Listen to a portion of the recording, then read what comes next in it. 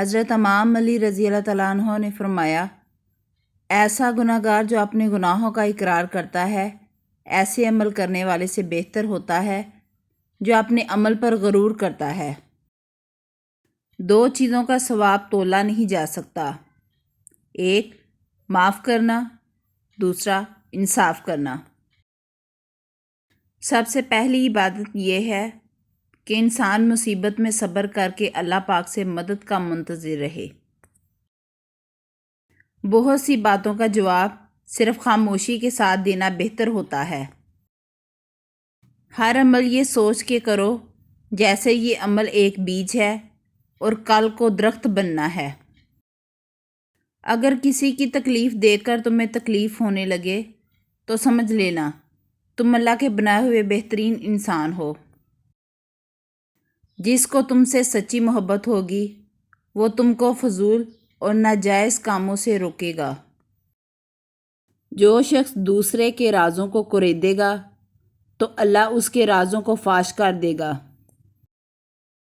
حرام کھا کر عبادت کرنا ایسا ہے جیسے ریت پر محل بنانا یا مٹی میں عمارت کھڑی کرنا۔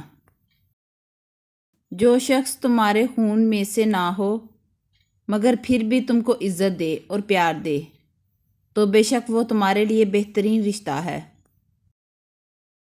زندگی اس طرح بسر کرو کہ دیکھنے والے تمہارے درد پہ افسوس کی بجائے تمہارے صبر پر رشک کریں۔ اگر کوئی تم سے جلتا ہے تو بجائے غصہ ہونے کے ان کی جلن کی قدر کرو، کیونکہ یہی وہ لوگ ہیں جو تمہیں خود سے بہتر سمجھتے ہیں۔ دن میں رزق تلاش کرو اور رات میں سے تلاش کرو جو تمہیں رزق دیتا ہے۔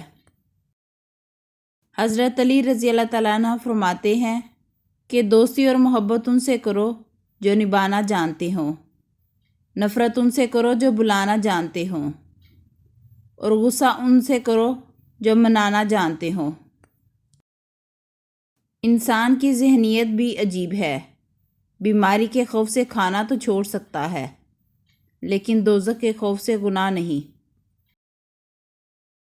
جس سے حد سے زیادہ محبت ہو اس سے اتنی ہی نفرت بھی ہو سکتی ہے، کیونکہ خوبصورت شیشہ جب ٹوٹتا ہے تو خطرناک ہتھیار بن جاتا ہے۔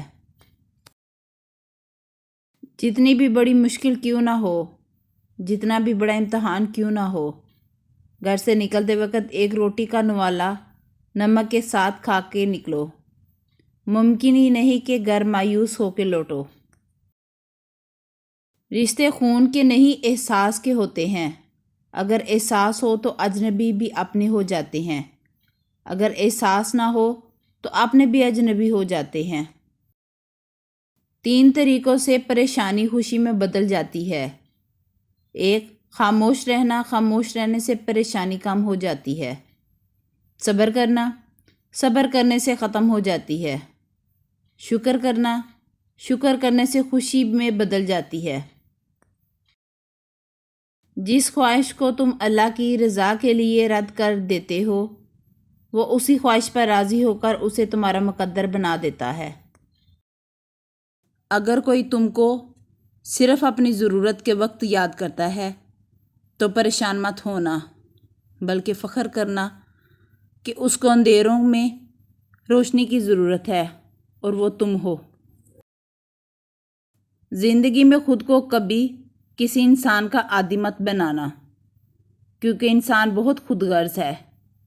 جب آپ کو پسند کرتا ہے تو آپ کی برائی بھول جاتا ہے، اور جب آپ سے نفرت کرتا ہے تو آپ کی اچھائی بھول جاتا ہے۔